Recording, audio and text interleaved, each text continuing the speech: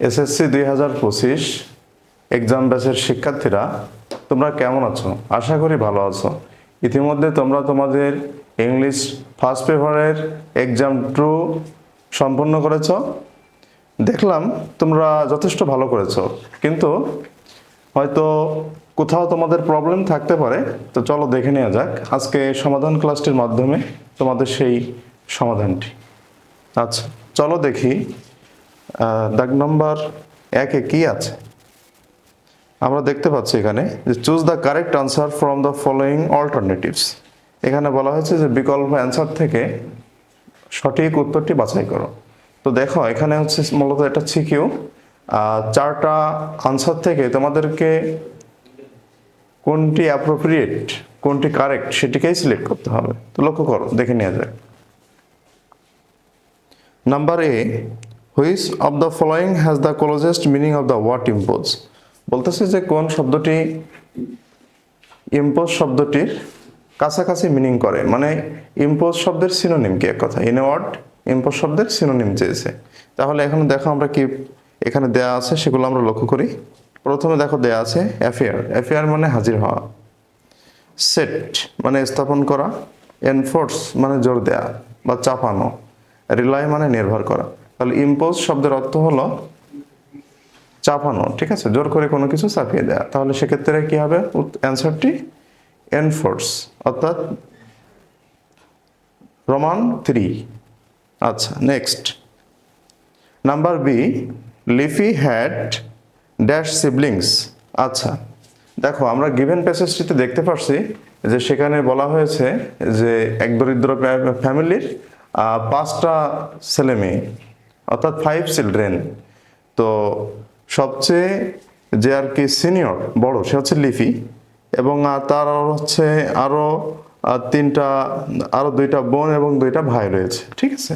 তাহলে কি হবে এখানে বলো, লিফি হ্যাড 5 সিবলিংস। আচ্ছা next, which of the following words describes Lipi's father best. বলছে নিচের কোন শব্দটি লিপির পিতা সম্পর্কে তথ্য দিয়েছে, ঠিক আছে, সবচেয়ে বেশি মানে উল্লেখ করতে পেরেছে আর কি। তো আমরা দেখতে পাই যে প্যাসেজটিতে আসলে তার পরিবারের যে অবস্থা, যার পিতার যে অবস্থা সে হচ্ছে ইনসলভেন্ট, ঠিক আছে, দারিদ্র। তো তাহলে আমরা দেখি প্রথমে রয়েছে জবলেস। জবলেস শব্দের অর্থ হলো যার চাকরি নাই আর কি, চাকরিহীন, আনএমপ্লয়মেন্ট, বেকার। আচ্ছা, তারপরে রয়েছে দেখো ইনডোলেন্ট, তারপরে রয়েছে উইডোয়ার, তারপরে রয়েছে ইনসলভেন্ট। হ্যাঁ, তাহলে আমরা খুব বেশি দূর মানে ব্যাখ্যা দিচ্ছে না। আমরা দেখো অ্যাপ্রোপ্রিয়েটলি পেয়ে গেলাম যে নিচের কোন ওয়ার্ডটি সবচেয়ে বেশি তার পিতার সম্পর্কে তুলে ধরেছে। তাহলে ইনসলভেন্ট, দেখো দারিদ্র, clear. Which of the following best describes Lipi's stand on her marriage. অর্থাৎ এই বিবাহ সম্পর্কে লিফির যে রিয়াকশন সেটা কি, কেমন ছিল।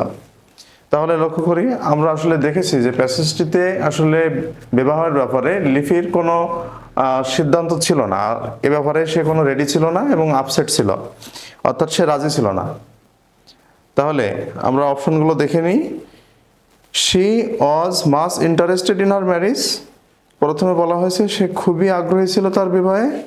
তারপরে বলা হয়েছে যে she requested her parents to marry her off. সে তার পিতামাতাকে অনুরোধ জানিয়েছিল তাকে খুব শীঘ্রই বিয়ে দিতে। আচ্ছা next, she was not willing to get married, অর্থাৎ সে বিবাহ করতে ইচ্ছুক ছিল না। তাহলে দেখো আমরা কিন্তু সঠিক উত্তরটি পেয়ে গেলাম, অর্থাৎ সে বিবাহ করতে ইচ্ছুক ছিল না। তাহলে নাম্বার 3 তোমাদের আনসার। আচ্ছা next number E, what is the author's main purpose behind writing the passage. অর্থাৎ এই প্যাসেজটি লেখার পিছনে লেখকের উদ্দেশ্য কি।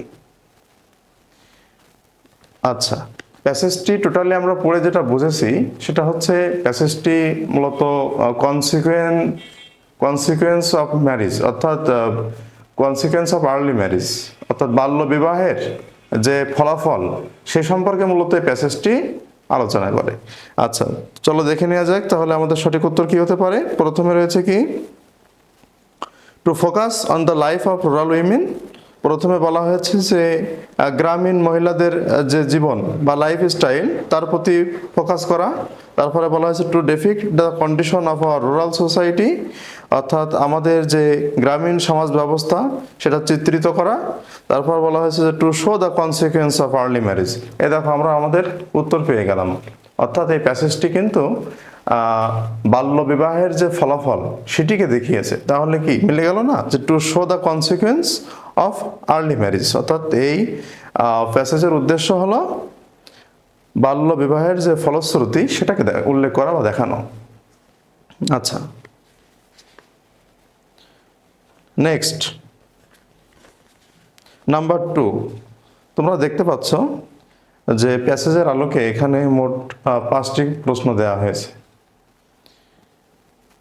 এগুলো সম্পূর্ণ প্যাসেজ নির্ভর, ঠিক আছে? প্যাসেজ পড়ে উত্তর করতে হবে। ফার্স্ট অফ অল আমরা দেখতে পাচ্ছি যে what do you know about Lipi, তুমি লিপি সম্পর্কে কি জানো? তো আমরা এভাবে মুখে মুখে সমাধান না করে চলো দেখে নেওয়া যাক। আমরা একটু বোর্ডে যাই এবং কিছু আনসার তোমাদেরকে বোঝানোর চেষ্টা করি। নাম্বার 2 এর এ এর অ্যান্সার। আচ্ছা, লক্ষ্য করো, নাম্বার এ এখানে বলতেছে what do you know about Lipi, অর্থাৎ তোমাদের কাছে লিপি সম্পর্কে জানতে চেয়েছে। তো চলো এর উত্তরটি কি হবে তা দেখে নেওয়া যাক এক পলকে। According to the passage, Liffy is a 14 years old girl, was in class 9 in a rural school in Rangpur. She is the eldest of 5 children.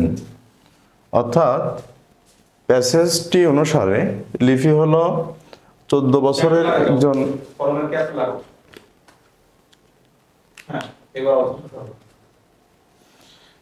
Passage অনুসারে লিফি হলো 14 বছর বয়সী একটি মেয়ে, যে ক্লাস 9-এ পড়ে এবং কোথায় পড়ে? রুরাল স্কুল ইন রংপুর, অর্থাৎ রংপুরের একটি গ্রামীণ স্কুলে সে লেখাপড়া করে। She is the eldest of 5 children, অর্থাৎ 5টা সন্তানের ভিতরে সেই হচ্ছে সবার বড়। ক্লিয়ার? আচ্ছা, next number B, how was the financial condition of Lipi's family. বলতেছে যে লিপির পরিবারের যে অর্থনৈতিক অবস্থা সেটি কেমন ছিল। আচ্ছা, লক্ষ্য করি, the financial condition of Lipi's family was insolvent. কি পেলাম আমরা? The financial condition of Lipi's family was insolvent, অর্থাৎ লিপির পরিবারের যে অর্থনৈতিক অবস্থা সেটি ছিল মূলত ইনসলভেন্ট। ক্লিয়ার? অর্থাৎ ইনসলভেন্ট, সলভেন্টের একটি অ্যান্টোনিম, এর অর্থ হলো তোমার দারিদ্রতা। আচ্ছা, নেক্সট লক্ষ্য করো, through the poor income her parents became field to carry the cost of their daily need. অর্থাৎ এই যে সামান্য ইনকাম দিয়ে তার পিতামাতা ব্যর্থ হয়েছিল তাদের যে নিত্য প্রয়োজনীয় জিনিসের দাম মেটাতে, ঠিক আছে, বা বহন করতে। লক্ষ্য করো,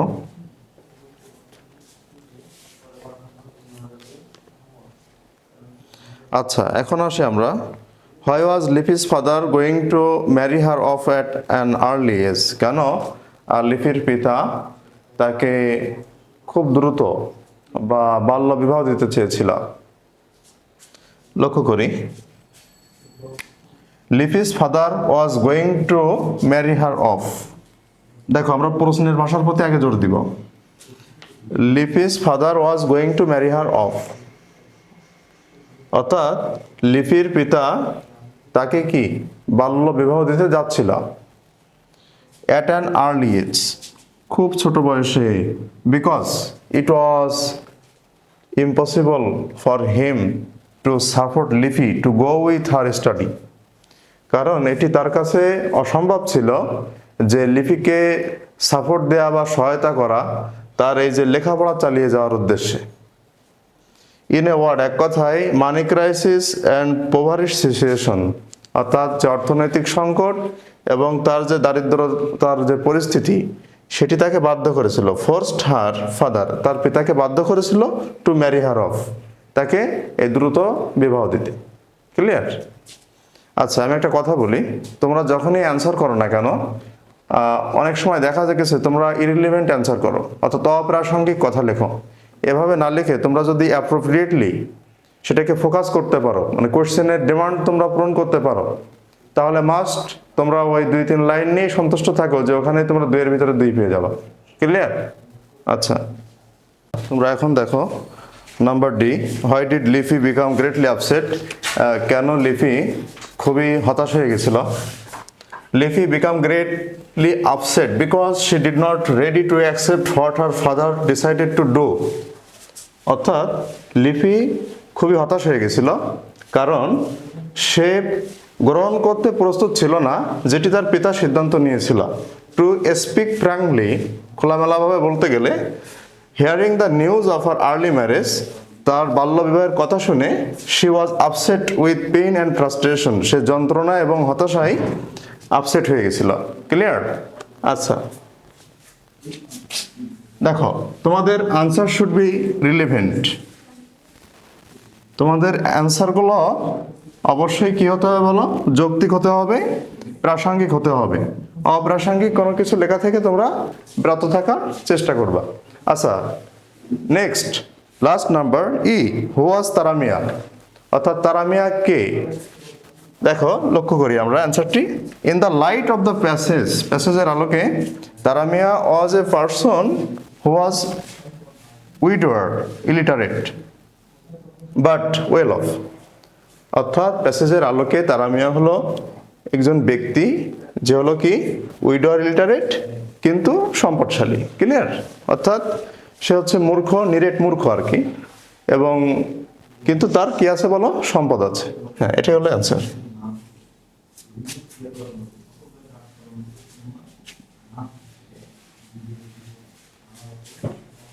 আচ্ছা, চলো এবার দেখে নেওয়া যাক নাম্বার 3।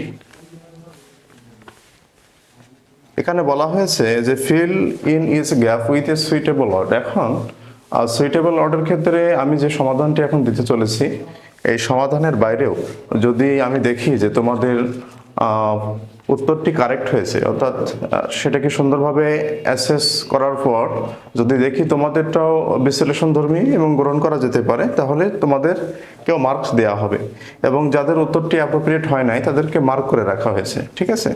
আচ্ছা, লক্ষ্য করি। Our cultural and natural heritage is our pride হতে পারে, হ্যাঁ, ইজ আওয়ার ইনহেরিটেড ওয়েলথ হতে পারে, হ্যাঁ, এটি আমাদের বংশগত বা বংশগতভাবে প্রাপ্ত সম্পদ। হ্যাঁ, আচ্ছা, লক্ষ্য করো তাহলে নাম্বার এ কি পেলাম? Pride or inherited wealth. আর কেউ যদি হচ্ছে প্রপার্টি লেখো তা হবে, নো প্রবলেম। আচ্ছা, দ্য ষাট গম্বুজ মস্ক in Bagerhat is one of our unique. হ্যাঁ, এখানে ষাট গম্বুজ মস্ক, বাগেরহাটের ষাট গম্বুজ মঠ, এটি আমাদের হচ্ছে কি হতে পারে? একটি অন্যান্য বা বিরল একটি মসজিদ হতে পারে। হ্যাঁ, ইউনিক মস্ক, মস্ক উত্তর হতে পারে, অথবা ইউনিক হেরিটেজ, হ্যাঁ, একটা অসাধারণ ঐতিহ্য হতে পারে, নো প্রবলেম। আচ্ছা, it reflects our age old tradition, we are dash to see the architectural beauty of the mosque. এখানে তোমরা কি ইউজ করতে পারো বলো? উই আর ইন্টারেস্টেড, হ্যাঁ, উই আর গোয়িং, এগুলো তোমরা ইউজ করতে পারো, যে আমরা যাচ্ছি এর যে স্থাপত্য বা নৈসর্গিক যে সৌন্দর্য এই মসজিদের, সেটিকে পরিদর্শন করতে, অথবা আমরা আগ্রহী, হ্যাঁ, we are interested to see the architectural beauty of the মস্ক, এই মসজিদের যে স্থাপনা, যে সৌন্দর্য, ঠিক আছে, সেটি দেখতে হচ্ছে আগ্রহী, এটিও হবে, নো প্রবলেম। আচ্ছা, নাম্বার ডি দেখো, ইচ কামার notices the touch of remarkable technical. এখানে রিমার্কেবল টেকনিক্যাল কি দেওয়া যেতে পারে? টেকনিক্যাল স্কিল দেওয়া যেতে পারে, ঠিক আছে, অর্থাৎ কৌশলগত যে দক্ষতা, অথবা টেকনিক্যাল আর্ট দেওয়া যেতে পারে, কৌশলগত যে হলো তোমার শিল্প, অথবা টেকনিক্যাল হ্যান্ডিওয়ার্ক, হ্যাঁ, এগুলো ইউজ করা যেতে পারে, অথবা টেকনিক্যাল মাল্টিডোমড, অর্থাৎ ষাট গম্বুজ মসজিদ তো অনেক টেকনিক্যাল, তাই না? তো তোমরা এভাবে যেভাবে তোমরা নিজেদের ভাষায় করেছো অ্যান্সার, তোমাদেরকে ঠিক এইভাবেই মূল্যায়ন করা হবে। আমি বলছি বলে না যে আমারটাই হচ্ছে গ্রহণ করা হবে, অর্থাৎ তোমাদেরকেও এটা প্রাধান্য দেওয়া হবে এবং যথোপযুক্ত মার্ক দেওয়া হবে। সো লক্ষ্য করো, it is one of the greatest tourist, এখানে টুরিস্ট স্পট দিতে পারো। হ্যাঁ, এটি বাংলাদেশের একটি, মনে করো যে যত পর্যটন কেন্দ্র আছে তার ভিতরে একটি, অথবা টুরিস্ট অ্যাট্রাকশন, এটি হচ্ছে পর্যটনদের জন্য একটা আকর্ষণ। হ্যাঁ, আচ্ছা, নাম্বার 4, আমরা নাম্বার 4 লক্ষ্য করি। দেখো এখানে একটা গিভেন প্যাসেজ দেওয়া আছে এবং সেখান থেকে অবশ্যই তথ্যগুলোকে নিয়ে এসে আমাদের হচ্ছে এটিকে ফিল আপ করার চেষ্টা করতে হবে। এটি হচ্ছে নীল আর্মস্ট্রং সম্পর্কে একটা প্যাসেজ। দেখো প্রথমে চেয়েছে হলো প্লেস, মানে কোথায় জন্মগ্রহণ করে। তো অ্যাকর্ডিং টু দ্য প্যাসেজ সে জন্মগ্রহণ করে হলো Wapakoneta, Ohio, the USA. Clear? received BSc degree in 1955 University of South California. Clear? অর্থাৎ সে MSc and BSc both degree অর্জন করে কোথা থেকে বলে? University of South California. আচ্ছা, নেক্সট রিসিভড এমএসসি ডিগ্রি। হ্যাঁ, এখানে কী হবে বলো? রিসিভড এমএসসি ডিগ্রি, অর্থাৎ number 3, Roman 3, received MSc degree. আচ্ছা, they landed on the moon dash. হ্যাঁ, এখানে কিন্তু স্পেসিফিকভাবে তোমরা হিসাব করে দিতে পারো যে 20 জুলাই, অর্থাৎ দেখো এখানে বলা হয়েছে যে 16 জুলাই 1969 সালে তারা হচ্ছে কি করে বলো? মিশন শুরু করে এবং 4 দিন পরে তারা ল্যান্ড করে, তাহলে 20 জুলাই তারা ল্যান্ড করে। আচ্ছা, তারপর স্টার্টেড দ্য রিটার্ন জার্নি, অর্থাৎ দেখো সেখানে পৌঁছানোর একদিন পরেই তারা কি ফিরে আসে।